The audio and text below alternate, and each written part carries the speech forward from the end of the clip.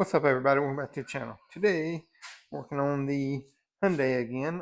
Last one I showed you was the valve cover, and now we're going to be doing a water pump. That's right here. And little trick: if you do not have an impact driver or any kind of like impact gun or anything to take those little 10 millimeters off, go ahead before you pull the belt off and pull and get your wrench and try to break those loose. Normally those aren't too tight. I did one just to kind of see if it would break loose, and it broke loose really easy. You can see there's that one on top. See how easy it's moving? I mean, it's broke loose real easy.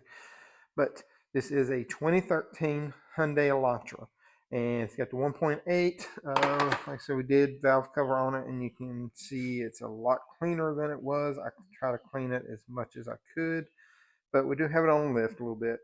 And lift it up so we can put a drain pan underneath there, because you are going to lose a lot of coolant. So I'm going to go ahead and set y'all up and just start diving into this bad boy, so we can get this done and get it out here for the customer. While we're in here, we're going to go ahead and do a thermostat too. I find it easier to pull the alternator to do it on these. If you want to try it without pulling the alternator, you can. It is totally up to you.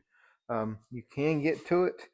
It is a little tight getting it out once you have it off and snaking it through here. That's why I recommend doing the alternator. It's up to you, but that's just what I'm going to do. So let me set y'all up, get my tools, and we can start knocking this thing out. First thing I'm going to do is actually disconnect the battery, because I am going to be pulling the alternator. You can do positive or negative, whichever one you prefer. I'm just going to do negative. One, it's right here, easy to get to. Just tuck it away. Don't have to worry about it. Now, let's bring it down. I'm going to go ahead and disconnect this alternator.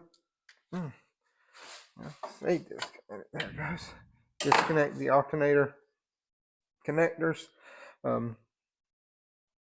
This has a like Christmas tree fitting type thing on here. Knowing what I went through with the valve cover, that is more than likely going to break. Got a trim tool. It's hard to get underneath this one. I don't even know why they made it a Christmas tree fitting. Or not even a Christmas tree, but a squeeze fitting. Come on. Okay. Come on. That out. Alright. That one is just hard to get anything into. I'm not a big fan of that one. So open that up, and I believe we have a 12 millimeter on that, and that is where your, I don't know how well y'all can see it, but right in there is where your battery cable comes into. So you're going to need a 12 millimeter, and it is a little tighter.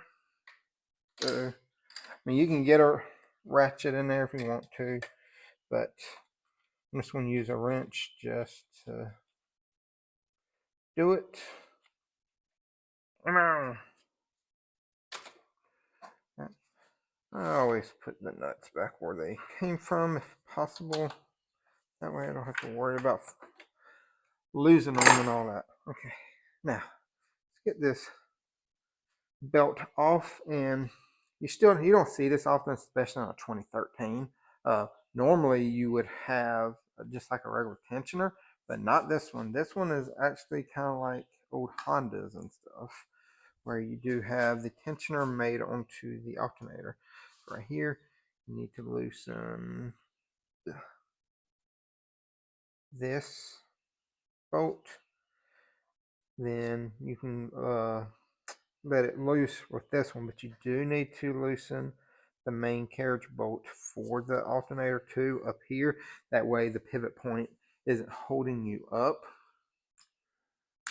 I know it's not like a really close-up view of this stuff, but it's so tight down in there, it's going to be hard for me to get my hands down in there and show you all of this. So I'm going to grab a, looks like a 12 on that one as well. This one should be a 14, but I think everything else is a 12. Yeah. Ooh, and these is tight. I was figuring they might be a little looser than that. All right, now we got the bolts loose. I loosened both of them. It's the 12 and 14. And you want to do it like you're taking a bolt off, like turn it left. And as you do this, you can see that the alternator will be moving. And I don't know how much we're going to have to loosen it to get the belt off, but pretty loose now. But not enough to get it off yet. So just go until you can take the belt off. That might be just enough.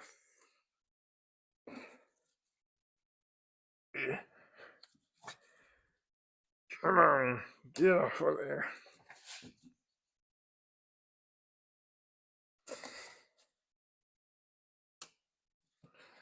And viola. There we go. Don't know how tight this upper one is. So we're probably going to have to take it off with the ratchet. The bottom one I can kind of get off. Just getting my hand in here is the hard part. Here is your bottom one. So now we have the bolt loose. The only issue is it hits that right there, and there is not enough movement that I can see that will get us around this.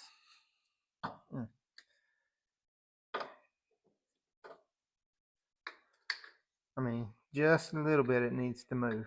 I wish they would put this arm, the lip on it, maybe folded it in just a hair. So let me see what I can do. I forgot about that. We may just have to loosen up the motor mount and twist it a little bit. That'd be fine. That's probably what I'm going to do just so I can get this done. And yes, it is a little bit extra steps, but it is easier to do that than and to try to bend this and all that, because you don't want to be messing up stuff on customers' cars. What I did was take these three 15 millimeters, 1, 2, and 3 down there, to the 17 millimeter out. I got a jack underneath the engine, and that way I can move this and just like that. A lot more steps than it should be, but hey, it's part of it now. And I do have a piece of wood under the jack. Oh, in between the jack, I shouldn't say under it, but between the jack and the oil pan. So make sure you do that so you do not mess up anything. And now we should be able to pull this alternator out.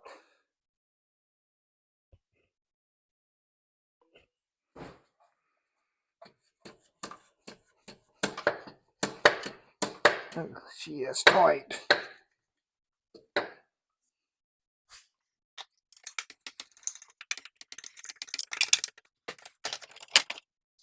So as you saw, I had to use a pry bar to break that loose, but that's what you got to do sometimes. All right, now get my pin again, and this is where this is going to come in handy. I told you beginning, break them loose before you take the belt off. That way you can go ahead and take the pulley off and have access to like everything behind it. These are real tiny little 10 millimeters. I don't even think they're all that long. No, they're super short, just like that. And I'll kind of show you what I'm doing. I'll get you up a little closer. You can see them right there. Yeah, I mean, you just put your wrench in there and use it to rotate it. I know it's a little blurry.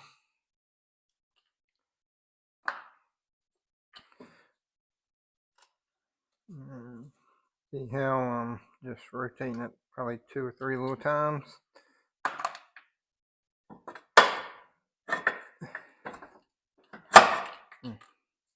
There we go. There's your pulley. I'll set this down beside that too. And now here's your water pump. You should have 1, 2, 3, 4, I think 5. I think it's 5 or 6 bolts. I got the new one. I'll go get it and show it to you. But you got like 5 or 6 bolts, and then you may have to hit it with a hammer a little bit to get it to break loose. We got the bolts out. They're just 10 millimeters. I have a drain pan underneath. Just letting it drain slowly. There we go. That's our water pump. Now this one has 2 dowels on it. Haven't looked at the new one yet, but there's 5 10 millimeters. 2 on the back round side, 2 in front of it, and then 1 right there in front. Set that down. And it does use a metal gasket, so that is nice. And now all we gotta do is just start putting the new one on. So we got the water pump in there. Now we just gotta torque them down. They torque to 9 foot-pounds. And of course, I'm not gonna be able to get this extension in here. So I don't know how well y'all want to be able to see this. Now I'm going to just kind of turn the pulley to where one of the bolt holes is at the up position.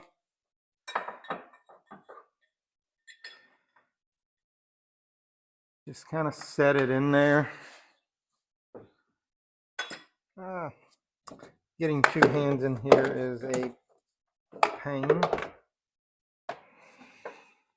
I know y'all can't see anything, but I'm just rotating it until I can get this threaded in. And then I'm just going to rotate it to where one is on the top, put another one in, and just go around in a circle. And then I'll put the belt on, and then I'll tighten them up. Also, if your belt is worn out, where are the other 2? If your belt is worn out, go ahead and replace it at this time because you're already taking it off. Come on, get in there. Also, check your pulley. Make sure there's no like a lot of rust on it or anything because that can destroy a belt. Also, this one looked rough, but I just kind of went over it and with like a wire brush and just got anything that was on it off of it. All right. Now, I'm going to go ahead and change the thermostat on this while we're at it. We'll give y'all the part numbers here in just a momento. I just want to show y'all where the thermostat is. These are just hard places to film when it's down in an engine bay like this. So you have to get in weird angles and stuff. But that right there is where your thermostat lives, 212 millimeters, and you can pull it off and change the thermostats. I'm going to go ahead and show y'all part numbers. Here is our thermostat right here, 72792, and here is our water pump, CP6769. This is an import direct from O'Reilly's, not a sponsor. They just had it at a better price with the same warranty, and they had it in stock. The Murray, not a sponsor either, but we got that at the same place. And we did go with OEM temp on this thing. I can get this box open. Hard doing things with one hand sometimes. And yes, this one actually come with the seal on it. Just as a reminder, always ask if it comes with a seal, because a lot of times they don't anymore, which sucks because you got to buy a gasket. So always make sure that you ask for a gasket. So we got it back together, and only thing I got to do is put motor mount bolts back on. These torque to 45, that's 65. The alternator torques to 35. Then the thermostat housing, it torques to 9 foot-pounds, just like the water pump did. So that's all our torque specs. We do have to put water in it, crank it up, let it come up to temperature and everything, but that is pretty much it. Like I said, I'm not going to bore y'all showing you all that, all this other stuff. Hop right into the next video, going to do front brakes on it. But if y'all got any questions, comments, concerns, let me know in the comments section. If any of these specs are wrong, let me know too, because I have had like ProDemand and All Data have wrong torque specs on this stuff, people. That's kind of why I put it on here, so people can let me know when stuff is wrong and we can go back and correct it. But like I said, this is not a horrible job. It just, with the alternator out, it does make it a lot easier. And to me, hardest thing putting this all back together is a serpentine belt. I don't know why I struggle so much with putting serpentine belts on. I don't know if my hands are just too big to get down in there, but that is probably the worst thing for me to do.